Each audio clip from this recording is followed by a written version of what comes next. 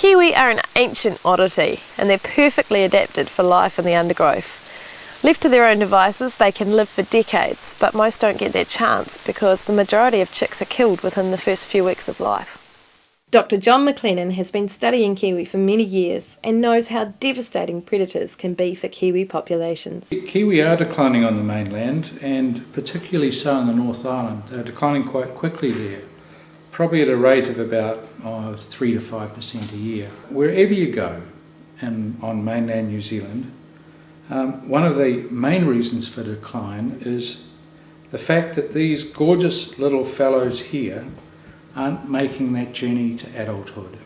Most of them are being killed in their first 20 weeks of life, and it is in fact quite exceptional for any of these chicks to get through anywhere in the absence of predator control.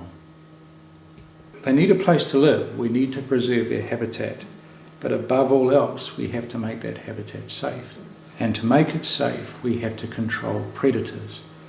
Now this beautiful little chick here, its main predator is the stoat, and stoats are everywhere, and that is why chick death and recruitment failure is a common problem to all parts of mainland New Zealand. But if this little chick was to grow and reach a weight of 1 kilo or 1200 grams, it would outgrow the stoat problem, because even as a fully grown adult, it would still be vulnerable to ferrets and dogs. Before you begin working to kill kiwi predators, you need to learn about these animals and plan a program that achieves your goals but doesn't cause unforeseen negative ripples.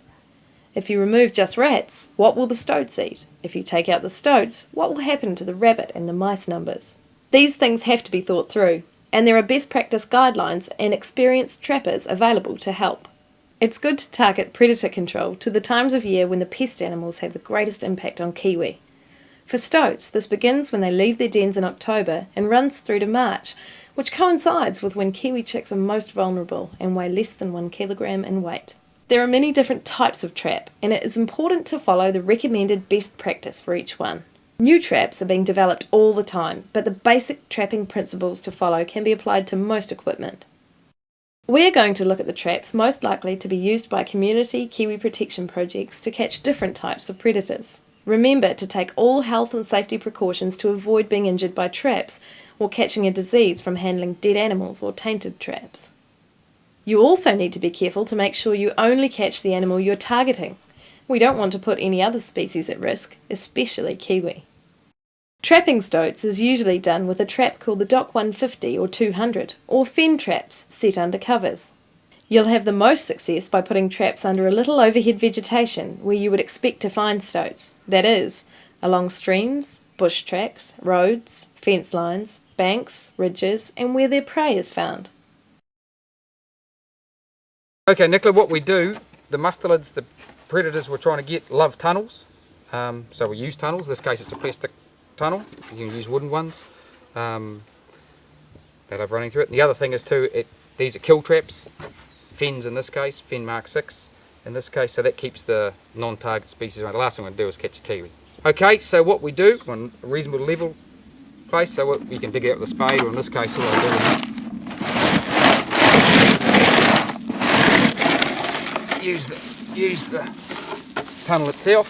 This is a bit stony. When you're up on the bank a bit further, the fresh dirt really works too as an attractant for the mustelids. I think it's a burrow or something. Yeah. Nice and fresh to establish the trap. And every time you come in to check the trap, it's good to keep it clean, keep the track in, and turn a bit of dirt. So what I do is make a compression, and then we look at putting the fens in. It's a scissor trap, scissor kill trap. Put one thumb here, one thumb there. Over nice and gentle. That's the hardest bit's the first bit. Take around 2 hands controlling it. It's a little safety here. You want that out of the way. Some people take them off. Squeeze it down, and then just flip the trigger over. And what I'm doing underneath is pushing with my fingers. So I push with my fingers to push the plate, or treadle's the proper name for it, I think, up there. So there's no weight You don't want to be pushing this with your thumb and bending it. Some people like to use this little safety hook, and what they do, same as before, one thumb there, squeeze it over, and they put the safety on, and it gives them that trap's not set, but the spring's taut. Then they have a second go, squeeze it down, flip that over, and once again my fingers are pushing the plate up from behind. Yep. And that safety, you've got to be a bit careful, the old safeties fall off. So let's make sure it's on. Yep. And then absolutely make sure it's off when you leave the trap. So we're using a tunnel. In this case we're doing a double set. Double set in the theory, we haven't got too many trap sites, so if it's a good trap site it's worth 2. And if you get a rat or even another stoat, you quite often get a double hit of stoats. You can just put one trap in, but it's important that you block the end of the tunnel. Okay, we've got both traps in. These are anodised, but I still put a little drip, if this is inox, just a lubricant just on the treadle, and I do that each time I check them. It's important that works. And we pin them down so they don't go around a flood. The bait we use, our number one bait here at Whangarei Heads, is salted rabbit. Easy to prepare. Stoats like rabbit, and the only reason we salt it is so that it lasts longer. Keep that off the ground so it doesn't get dirt on it and go rotten quickly, and so that there's airflow going through there. Remembering what we want to do is get that stoat to walk in here and stand on that treadle. So whatever trap it is, you've got to haze it in. If it's a wooden tunnel, you can use wire mesh. In this case we've got an earth floor or stony floor, so what we do is we haze it with just little sticks, make a little palisade, like it's a little parasite, because we're directing traffic with it. These plastic covers are quite good at funneling the animal through, but for the extra couple of minutes it takes each time you do a trap, this makes a big difference, I think, to your catch rates, and more importantly, you don't end up with a trap shy animal. And over we go.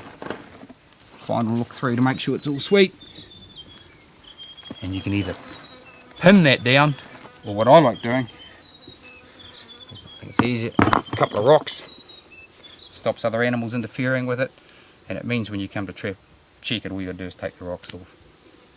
The fin actually jumps up, and that's why the tunnel's important. Contains the stoat within the tunnel, and also make sure you don't put your head in over the front of it when it goes off. Todd, how often are you likely to check this trap once you've set it? Okay, it's bait dependent. If you want your bait to be still luring the animal in. So with a salted rabbit, we're looking up to 3 weeks in summer. If it's going rotten quicker than that, you might have to do it 2 weekly.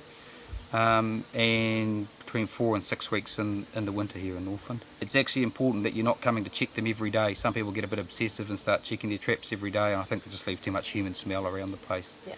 If you're catching a lot of rats, other bycatch, you want the traps cleared out. Something you can do to attract the stoats right to your trap site is drag a rabbit, and what I normally do is just even give them a bit of a flick in the guts so you get a nice smell of the rabbit, and you can drag that towards your trap from quite a way away. Get